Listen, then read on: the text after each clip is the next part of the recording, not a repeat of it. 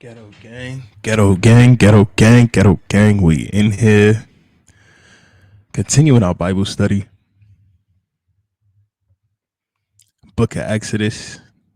Not going to belabor the point. As always, thankful to the Most High for all the lessons and all the blessings that continue to pour into my life. And I'm, very, very, very thankful to the Most High for all the blessings that He continues to bestow upon you and your family.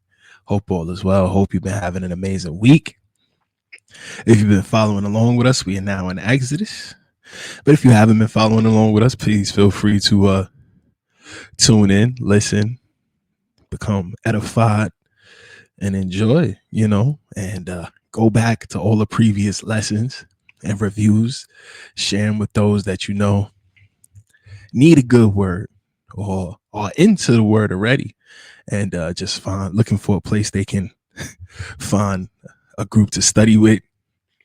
Anybody looking for a group to study with, hit the email, hisghettopointofview@gmail.com. Anybody looking for a Bible group to study with, hisghettopointofview@gmail.com. And my Bible study is not the most conventional, but I would say we have a good time. We have a lot of great insights being shared by everybody, a lot of great memories being made while we all become better, stronger, wiser, healed, whole, complete, resolute, and our understanding of the word and our recommitment to the laws, statutes, and commands, and our firming up of our foundation, solidifying. Sometimes, you know things, and it's good for somebody to be able to reiterate it to you. Not necessarily confirmation bias, but affirming that which makes sense and helping you cut away and do away with that does not. We don't do echo chambers except for in winning stuff. Outside of winning stuff, we try to be as constructively critical as we can. Let's move forward. So we in Exodus 9. Let's get to it. Then the Lord said unto Moses, go in unto Pharaoh and tell him, thus saith the Lord, the God of the Hebrews, let my people go, that they may serve me. For if thou refuse to let them go and will hold them still, behold, the hand of the Lord is upon thy cattle, which is in thy field, upon the horses, upon the asses, upon the camels, upon the oxen, and upon the sheep. There shall be a very grievous rain. Y'all gonna be crying if y'all don't. Oh, y'all gonna be sorry. And the Lord shall sever between the cattle of Israel and the cattle of Egypt, and there shall nothing die of all that is the children's of Israel. All the cattle, all the animals that belong to the people of Israel are going to suffer very badly, but those that belong to the people of Israel, the Hebrews, nothing will happen. And the Lord appointed a set time, saying, tomorrow the Lord shall do this thing in the land. And the Lord did that thing on the morrow, and all the cattle of Egypt died, but the cattle of the children of Israel died not one. And Pharaoh said, and behold, there was not one of the cattle of Israel dead. And the heart of the Pharaoh was hardened, and he did not let the people go. And the Lord said unto Moses and unto Aaron, take to you handfuls of ashes of the furnace, and let Moses sprinkle it toward heaven in the sight of Pharaoh. And it became small dust in the land of Egypt, and shall be a boil breaking forth with blains upon man. So blisters and boils start to break out in the land now. And upon beasts throughout the land of Egypt. And they took ashes of the furnace and stood before Pharaoh. And Moses sprinkled it up toward heaven. And it became a boil breaking forth with blains upon man and upon beast. I wonder if it was like how LeBron would do with the powder. Like,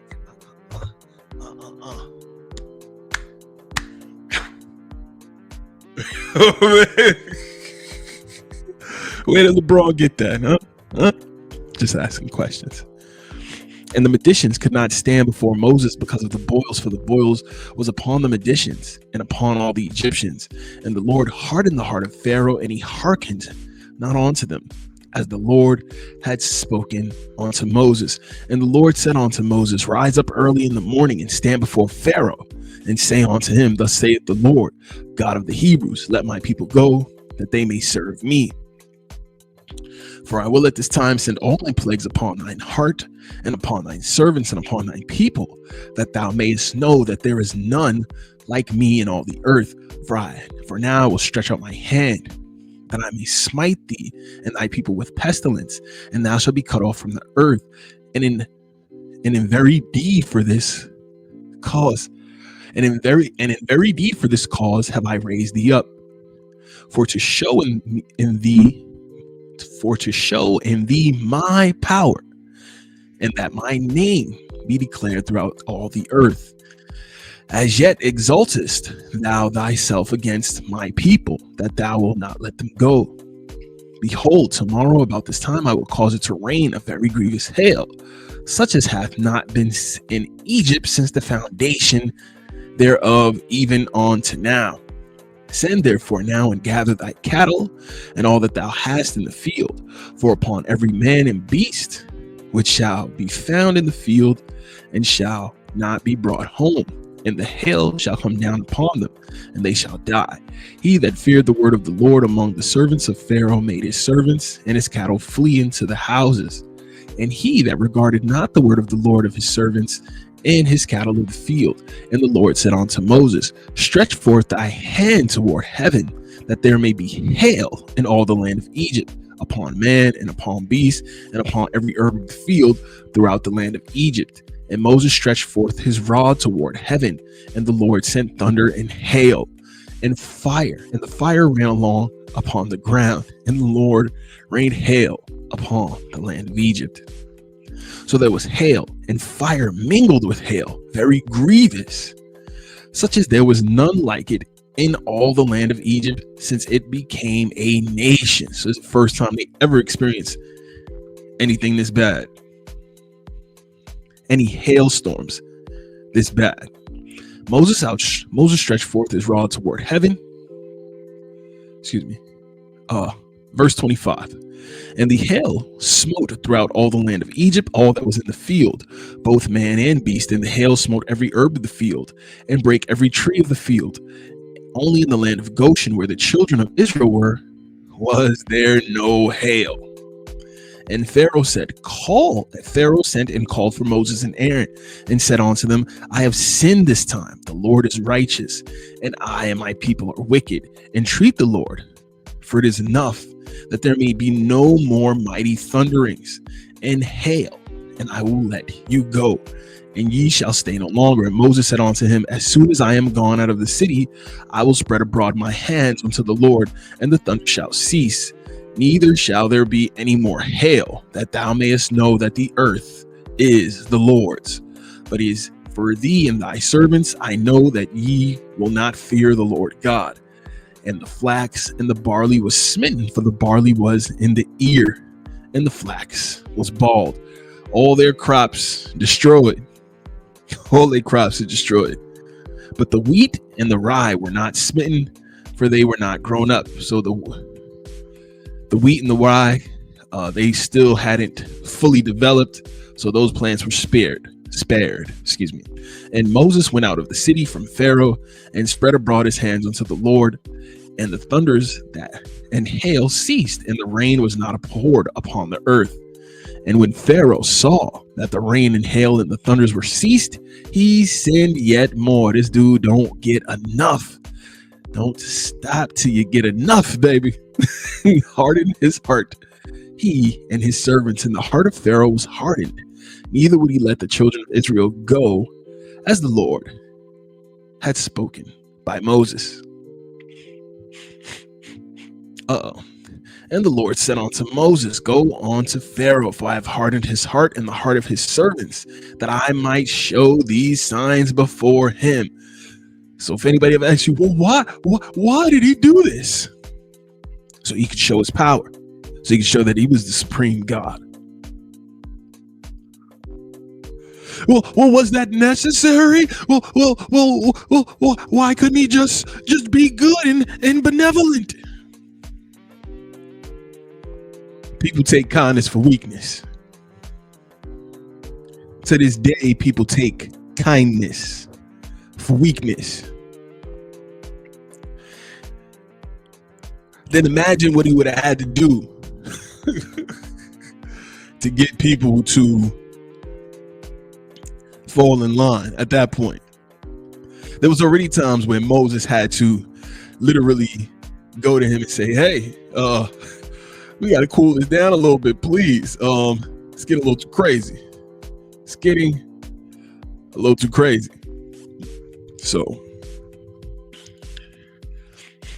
and that thou mayest tell in the ears of thy sons and of thy sons' sons what things I have wrought in Egypt. So from here on, generation after generation, they'll be able to speak about what happened.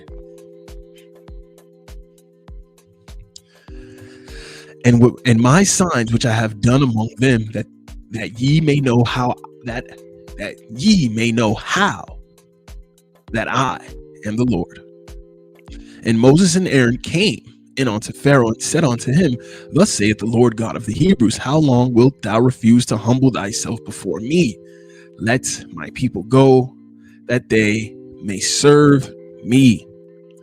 Else if thou refuse to let my people go, tomorrow I will bring the locust into thy coast, and they shall cover the face of the earth. The one that cannot be able to see the earth. It will just be locusts all over the place. And they shall eat the residue of that which is escaped, which remaineth unto you from the hail, and shall eat every tree which groweth for you out of the field. So now whatever little remnant of crops was left after the hailstorms and the firestorms, and the hail and firestorms together, the locust is going to come eat that up.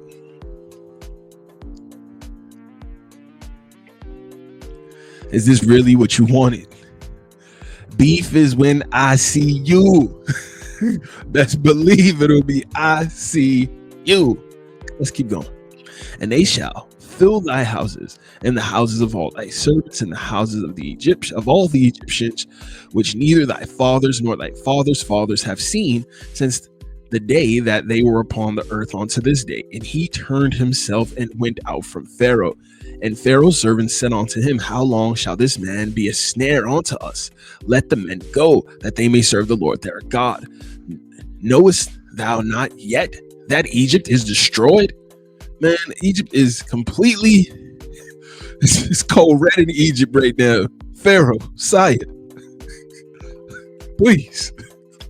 And Moses and Aaron were brought again unto Pharaoh, and he said unto them, Go, serve your Lord. But who are they that shall go? Oh, this is when he started trying to play attendance with Moses and Aaron. Like, I'll let you go, but I don't know if I'm gonna let you go. And he trying to play attendance.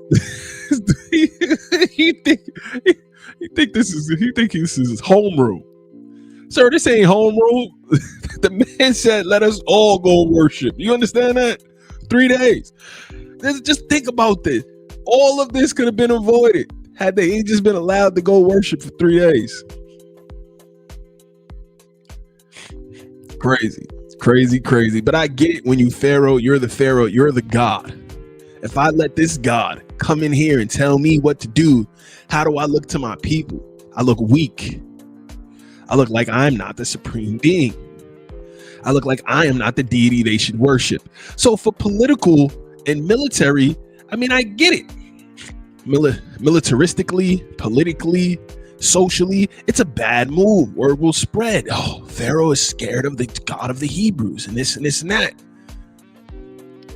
So you gamble with the dice. Too bad you got snake eyes. Let's keep going. And Moses said, We will go with our young And with our old, with our sons, with our daughters, with our flocks, and with our herds, we will go, for we must hold a feast unto the Lord. Like, you know the answer to this already. Pharaoh, don't play with us. And he said unto them, let the Lord be so with you, as I will let you go, and your little ones. Look to it, for the evil is before you. Not so, go now we that are men, and serve the Lord. For that ye did desire. And they were driven out from Pharaoh's presence. And the Lord said unto Moses, stretch out that hand over the land of Egypt for the locust, that they may come up upon the land of Egypt and eat every herb out the land, even all that the hail hath left. It's like, all right, we can't just take the grown men to go worship, sir. We need everybody. We need the men, the women, the cattle, because we don't know what he's going to require of us during this worshiping time. Pharaoh's playing games. Pharaoh playing. Dude, think he the superintendent? He the dean? I don't know, but yeah, Principal Pharaoh, please let my people go. And Moses stretched forth his rod over the land of Egypt, and the Lord brought an east wind upon the land all that day and all that night. And when it was morning, the east wind brought the locust. And the locusts went up all over the land of Egypt and rested in all the coast of Egypt. Very grievous were they. Before them there were no such locust as they, neither after them shall be such. For they covered the face of the whole earth, so that the land was darkened, and they did eat every herb of the land, and all the fruits of the trees which the hail had left. And there remained not any green thing in the trees or in the herbs of the field through all the land of Egypt. Then Pharaoh called for Moses and Aaron in haste and said, I have sinned against the Lord your God and against you. I have sinned against you. Now therefore forgive, I pray thee, my sin only this once, and entreat the Lord your God that he may take away from me this death only. And he went from Pharaoh and entreated the Lord, and the Lord turned a mighty strong west wind, which took away the locust and cast them into the Red Sea. There remained not one locust in all the coast of Egypt. But the Lord hardened Pharaoh's heart so that he would not let the children of Israel go. And the Lord said unto Moses, and it's like, this is the part people have to remember. It was the Lord that was hardening Pharaoh's heart. People want to say, oh, Pharaoh hardened his heart. Pharaoh heart. No, the Lord hardened Pharaoh's heart. I, God, do all things. And I think that's the part that some people don't like to deal with.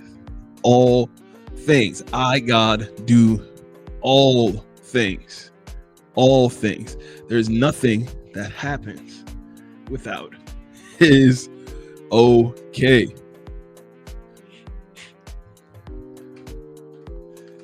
Why is that important, Ghetto? Why are you emphasizing that like that? Because that is very important. Isaiah 45:7.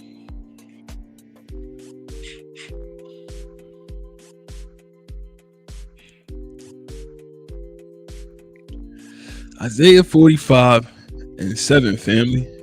It is very important that we understand this. I form the light and create darkness. I make peace and create evil.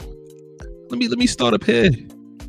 That they may know from the rising of the sun and from the west that there is none beside me. I am the Lord, there is none else. I form the light and create darkness. I make peace and create evil. I, the Lord, do all these things.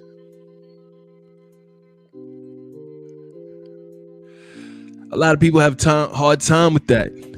Oh, nah, no way. A lot of people have hard time with that. A lot of people have hard times with this. A lot. A lot of people have hard times with these things. It's a lot to deal with. I trust me, understand and believe. I completely get that that's a lot to deal with. And it was, I didn't always have a good grasp on that. I had a very similar ideology and ideation and understanding as so many others do. You know what I mean? None is good but God. God is an awesome God. And all those things are true. And in his awesomeness and in his power, he does all things, not just the things we understand or the things we approve of or the things we like. Most High is not concerned about our approval rating. It's not a Most High don't care about your social credit score. He does all things, and it is above your pay grade, many of them. And until you are humble and are blessed by the Most High with the eyes to see and ears to hear and the wisdom to understand, these things will go above your head. You'll make yourself frustrated. You'll make yourself angry. You'll make yourself sad. You'll become embittered. You'll become spiteful. You'll become hateful of others, yourself. You'll become hateful of God, even of the Most High. You won't want to have a relationship, especially if you go through something hard, something that could really break most people. Look at like what Job went through. But it is through those most bitter of moments that people find their best resolve. But if you don't have the resolve or the stick-to-itiveness or the gumption, if you will, the gumption in your function, so to speak, to get through and persevere and push through those hard times, push through that rain, climb those hurdles, jump those hurdles, climb those mountains, get through those ditches. Everything, even molehills, can feel like mountains. And as you get more embittered and more angry and more spiteful and more enraged and more pessimistic, you won't want to take the time to thank the Most High. And it is in those moments when you thank the Most High that is the absolute most genuine, because it's easy when everything is good. You driving clean, your girl looking good, you looking good, the kids living good, everybody eating good, you going on trips wherever you want to go. It's easy in those moments. Yeah, God is amazing, God is great, nothing like my good God. But when that same God brings some evil towards you, some strife in your life, oh, now you hate God. Oh, now it's, what did I do to deserve this? Now you're high and mighty. Now you're indignant. Now you don't ever want that relationship that you were developing or cultivating again. You throw that to the side. You really become like your own God at that point. Woe is me that I'm going through this, and I'm so special, and no one's ever gone through these things. But that's so far from the truth, and that's your ego eating away at you, confusing you in your mind and allowing you to see the world in a way that it actually is not the reality you are weaving for yourself. Because the mind is a beautiful thing, but it's also a wild trickster if you allow it to be. The illusion you are weaving for yourself is that you are so special and so above it all that how dare you go through something. And when you are going through something, now you've evolved it to, oh, no one goes through what I go through. You are losing your sense of reality. You are losing your sense of self. You are losing touch with the Creator. And it's only when you step back and breathe and take the necessary steps to degree by degree, inch by inch, bit by bit, centimeter by centimeter, slowly but surely make your way back to reality, back to life, back to reality. It's only when you do that, you reframe how you see things, and you start to be comfortable praying again and humbling yourself again and opening up again, and things can change and things can grow and things can progress, and you can get past those hurdles in your life with a new, clearer perspective. That doesn't mean hurdles will never come. That just means you will have the strength blessed to you by the Most High to get through them and not cast everybody away, cast all the good things you've created, the goodwill you created, the good friendships you've created, the networks you've built up. You won't destroy all of that because you are so self-absorbed. You are so the God in your mind. No. No. There will be calamities, there will be rainstorms, there will be hurricanes, there will be tornadoes, there will be explosions, there will be death. How will you get through? Don't just throw it all away. Humble yourself. You'll be all right. Let's keep going. I hope that made sense for one person out there. You know what I mean? At least for one person. If I got through to one person with that kerfluffle of words, then I feel like I've done my job today. So Exodus 10:21, and the Lord said unto Moses, stretch out thine hand toward heaven, that there may be darkness over the land of Egypt, even darkness which may be felt. And Moses stretched forth his hand toward heaven, that there was a thick darkness in all of the land of Egypt 3 days. They saw not one another, neither rose any from his place for 3 days. But all the children of Israel had light in their dwellings. And Pharaoh called unto Moses and said, go ye serve the Lord. Only let your flocks and your herds be stayed. He's still playing attendance. Nah. They just had darkness in the land for 3 days. Had to shut everything down. No, nothing was moving. How much money did they lose? This is a whole industrial capital. How much money, how much commerce, how much business is being lost as he out here playing superintendent? Oh yeah, now y'all can go but leave your flocks. Moses said, thou must give us also the sacrifices and burnt offerings, that we may sacrifice unto the Lord our God. Our cattle also shall go with us. There shall not an hoof be left behind, for thereof we must take to serve the Lord our God. And we know not with what we must serve the Lord until we come thither. We have no idea what he's going to want us to bring, want us to do, want us to sacrifice, ceremony he's going to want us to carry out. We have to take everything that belongs to us and we have to offer up whatever he requires. Pharaoh's still playing games because the Lord is making them. But the Lord hardened Pharaoh's heart, and he would not let them go. And Pharaoh said unto him, get thee from me, take heed to thyself, see my face no more, for in that day thou seest my face, thou shalt die. And Moses said unto him, thou hast spoken well. I will see thy face again no more. I'm clear on what you're saying. All right, boss. All right, Papi, I got you. I got you. Whew. And the Lord said unto Moses, yet I will bring one more plague upon Pharaoh and upon Egypt. Afterwards he will let you go hence.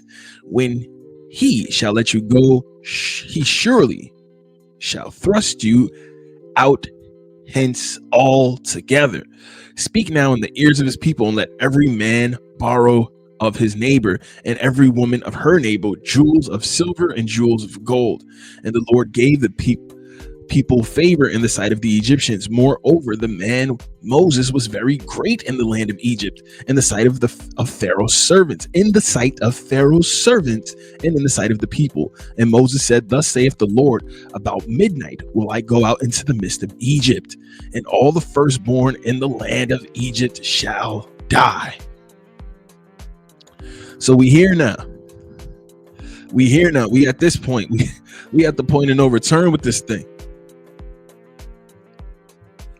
from the firstborn of the Pharaoh that sitteth upon his throne, even unto the firstborn of the maidservant that is behind the mill, and all the firstborn of beast. And there shall be a great cry throughout all the land of Egypt, such as there was none like it, nor shall be like it any more. But against any of the children of Israel shall not a dog move his tongue against man or beast, that ye may know how that the Lord doth put a difference between the Egyptians and Israel. And all thy servants shall come down unto me and bow down themselves unto me, saying, Get thee out, and all the people that follow thee, and after that I will go out. And he went out from Pharaoh in great anger. And the Lord said unto Moses, Pharaoh shall not hearken unto you, that my wonders may be multiplied in the land of Egypt. And Moses and Pharaoh did all these wonders before, and Moses and Aaron did all these wonders before Pharaoh.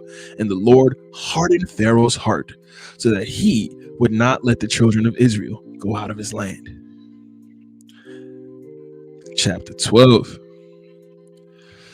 And the Lord spake unto Moses and Aaron in the land of Egypt, saying, This month shall be unto you the month.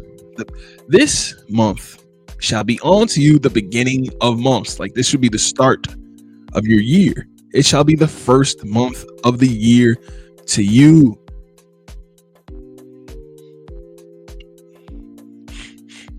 Speak ye unto all the congregation of Israel, saying, In the 10th day of this month they shall take to them every man a lamb, according to the house of their fathers, a lamb for an house. So this is the first month, the 10th day of the first month. And if the household be too little for the lamb, let him and his neighbor unto his house take it according to the number of souls. Every man according to his eating shall make your count for the lamb. Your lamb shall be without blemish, a male of the first year. Ye shall take it from the sheep or from the goats. They would be like, what do you mean, my house is too little for the lamb? Let him and his next neighbor onto his house. So, like, I ain't got the lamb. You know, we can combine. We can come together. If I got it, you ain't got it. We can come, and I only got it's just me and my wife, a baby. Come, pull up, man. We can share. We gonna share. We gonna share.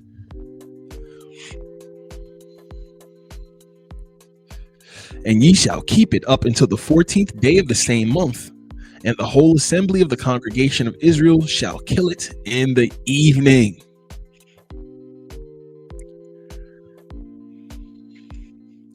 So now we about 3 days later, because this was on the 10th. 4 days later, excuse me. If it was the 10th, 10 plus 4. Jesus, 4 days later. We about 4 days later. And they shall take of the blood and strike it on the two side posts and on the upper door posts of the houses, wherein they shall eat it. Ghetto, you so dumb, you don't even know what 4 is. I know, I understand. And they shall eat the flesh in that night, roast with fire and unleavened bread, and with bitter herbs they shall eat it. Eat not of it raw, nor sodden at all with water, but roast with fire. So don't boil it, don't broil it, roast it over the fire, his head with his legs and with the purtenance thereof. Roast it all together. And ye shall let nothing of it remain until the morning. And that which remaineth of it until the morning ye shall burn with fire. And thus shall ye eat it, with your loins girded, your shoes on your feet, and your staff in your hand, and you shall eat it in haste. It is the Lord's Passover. For I will pass through the land of Egypt this night, and I will smite all the firstborn in the land of Egypt, both man and beast. And against all the gods of Egypt I will execute judgment. I am the Lord. Against all the gods of Egypt I will execute judgment. And the blood shall be to you for a token upon the houses where ye are. And when I see the blood, I will pass over you, and the plague shall not be upon you to destroy when I smite the land of Egypt. And this day shall be unto you for a memorial. You're going to keep this as a celebration. as a remembrance day and memoriam. And ye shall keep a feast to the Lord throughout your generations, meaning every going forth annually now, you will remember that this happened. You will have a Passover feast to remember this. Ye shall keep a feast by an ordinance forever. 7 days shall ye eat unleavened bread. This is the feast of unleavened bread, y'all. And even the first day ye shall put away leaven out of your house. You can't even have anything with leaven in it in your house. Clear out your cupboards, all that for the feast of unleavened bread. For whosoever eateth leavened bread from the first day until the 7th day, that soul shall be cut off from Israel. This is still going on today, guys. Now, if you didn't know, you didn't know.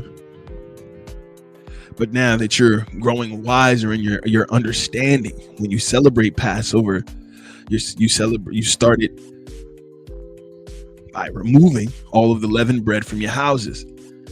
This is the feast of unleavened bread. Anything with leaven in it, it's a rising agent. Makes your bread rise. Anything with leaven in it, it's got to go. Cookies, cakes, it's all got to go. And in the first day, there shall be an holy convocation. And the 7th day shall be a holy convocation to you. No manner of work shall be done in them. So it's a Sabbath. Save that which every man must eat, that only may be done of you. So yeah, you can cook. You can cook, because some Sabbaths you're not allowed to cook. But on that day, you're allowed to cook. And ye shall observe the feast of unleavened bread, for it is in the self same day have I brought your armies out of the land of Egypt. Therefore shall ye observe this day in your generations by an ordinance forever. I get it. Nobody's perfect. When they first start practicing these things, people forget. People don't understand how to exactly do it. That's why we have community. That's why we have places we can ask questions. That's why we have people, who may be a few years ahead of us, more our seniors, or several years ahead of us. We tap in with them. We pop out. We ask questions. We exchange knowledge. We drop gems on one another, and we build each other up. Steel sharpens steel. In the first month, on the 14th day of the month at even, ye shall eat unleavened bread. The first month, 14th day of the month at even, ye shall eat unleavened bread until 21st day of the month at even. So from the 14th day to the 21st day of that first month, 7-day celebration, unleavened bread, period, or be cut off from Israel. It's your choice. 7 days shall there be no leaven found in your houses. For whosoever eateth that which is leavened, even that soul shall be cut off from the congregation of Israel, whether he be a stranger or born in the land. Whether he be a stranger. So somebody that don't understand the customs sitting up in your gates, that person could get cut off. And they don't necessarily mean stranger by another group or another race or another nation, though it could also just be those of Israel who may have been born away and don't understand the customs. They'll also be cut off. Hiya. Ye shall eat nothing leavened. In all your habitations shall ye eat unleavened bread. Then Moses called for all the elders of Israel and said unto them, draw out and take you a lamb according to your families, and kill the Passover. And ye shall take a bunch of hyssop and dip it in the blood that is in the basin, and strike the lintel and the 2 side posts with the blood that is in the basin. And none of you shall go out of the door of his house until the morning. So you painting it over your doorpost, over the top of your door, over the sides of your door. For the Lord will pass through to smite the Egyptians. And when he seeth the blood upon the lintel and the two side posts. The Lord will pass over the door and not suffer the destroyer to come in unto your houses to smite you. And ye shall observe this thing for an ordinance to thee and to thy sons forever. And it shall come to pass when ye be come to the land which the Lord will give you, according as he hath promised, that ye shall keep this service. And it shall come to pass when your children shall say unto you, what mean ye by this service? Then ye shall say, it is the sacrifice of the Lord's Passover, who passed over the houses of the children of Israel in Egypt when he smote the Egyptians and delivered our houses. And the people bowed the head and worshipped. And the children of Israel went away and did as the Lord had commanded Moses and Aaron, so did they. And it came to pass that at midnight the Lord smote all the firstborn in the land of Egypt, from the firstborn of Pharaoh that sat on his throne, onto the firstborn of the captive that was in the dungeon. Nobody was spared, man. And all the firstborn of cattle. And Pharaoh rose up in the night, he and all his servants and all the Egyptians. And there was a great cry in Egypt, for there was not a house where there was not one dead. And he called for Moses and Aaron by night and said, rise up and get you forth from among my people, both ye and the children of Israel, and go serve the Lord as ye have said. Also take your flocks and your herds, as ye have said. Be gone and bless me also. And the Egyptians were urgent upon the people that they might send them out of the land in haste, for they said, we be all dead men. And the people took their dough before it was leavened, their kneading troughs being bound up in their clothes upon their shoulders. They just packing everything as quickly as they could pack it. We out of here. We out of here. And the children of Israel did according to the word of Moses, that they borrowed of the Egyptians jewels of silver and jewels of gold and raiment. And the Lord gave the people favor in the sight of the Egyptians, so that they lent unto them such things as required, and they spoiled the Egyptians. They took everything they could from the Egyptians, baby. Spoils of war. And the children of Israel journeyed from Ramses to Succoth, about 600,000 on foot, that were men beside children. And a mixed multitude went up also with them, and flocks and herds, even very much cattle. I love it. It's like, I'm gonna leave it alone. And a mixed multitude went up also with them, and flocks and herds, even very much cattle. And they baked unleavened cakes of the dough, which they brought forth out of Egypt, for it was not leavened, because they were thrust out of Egypt and could not tarry, neither had they prepared for themselves any victual. They didn't, prepare any provisions for the road. Now the sojourning of the children of Israel who dwelt in Egypt was 430 years. And it came to pass at the end of the 430 years, even the self same day as it came to pass, that all the hosts of the Lord went out from the land of Egypt. It is a night to be much observed unto the Lord for bringing them out from the land of Egypt. This is the night of the Lord to be observed of all the children. It is a night to be much observed unto the Lord for bringing them out from the land of Egypt. This is that night of the Lord to be observed of all the children of Israel in their generations. And the Lord said unto Moses and Aaron, this is the ordinance of the Passover. There shall no stranger eat thereof, but every man's servant that is bought for money, when thou hast circumcised him, then shall he eat thereof.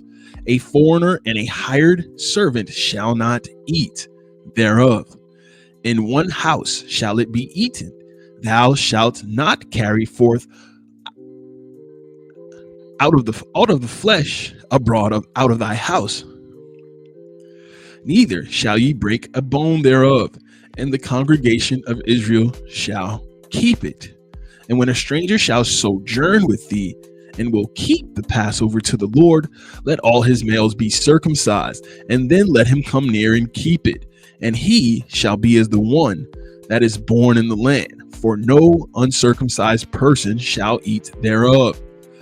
One law shall be to him that is homeborn, and unto the stranger that sojourneth among you. Thus did the children of Israel, as the Lord commanded Moses and Aaron, so did they. And it came to pass the selfsame day that the Lord did bring the children of Israel out of the land of Egypt by their armies. We're going to leave it there, gang. Go and leave it there. Appreciate you rocking and vibing. We'll start chapter 13 of Exodus. Boom, boom, boom, boom, boom, boom, boom, boom, boom, boom. Movement of Jah peoples. Shout out to the missus on that one. That's one of her favorite Bob Marley joints. Exodus. Boom, boom, boom, boom. Movement of Jah people. Positive. I. But yo, gang, as always, thankful to the Most High for all the blessings and all the lessons. Hallelujah, hallelujah, hallelujah. Hey ya. Tap in with me, gang. Any prayer requests? Anybody trying to link up, get their study on? His Ghetto Point of View at gmail.com. His Ghetto Point of View at gmail.com. His Ghetto Point of View at gmail.com. Find me on TikTok. Find me on Discord. IG. But if you prefer traditional Gmail, his Ghetto Point of View at Gmail. His Ghetto Point of View at gmail.com. Peace and love to everybody. Hope you've been enlightened, inspired. Hope any of my crazy rants and words have given you some motivation, some energy, some enthusiasm to get through your week. And I am thankful to the Most High for all the energy, all the enthusiasm, all the inspiration that He has allowed me to share with you today to help you get through this next week and through every day thereafter. Salute, love, tap in with me if you need me. Tell a friend to tell a friend. Share this with somebody who may need a good word. Donate, family. It's you guys that allow us to keep this train running down the tracks. Peace and blessings to the tribes. We out.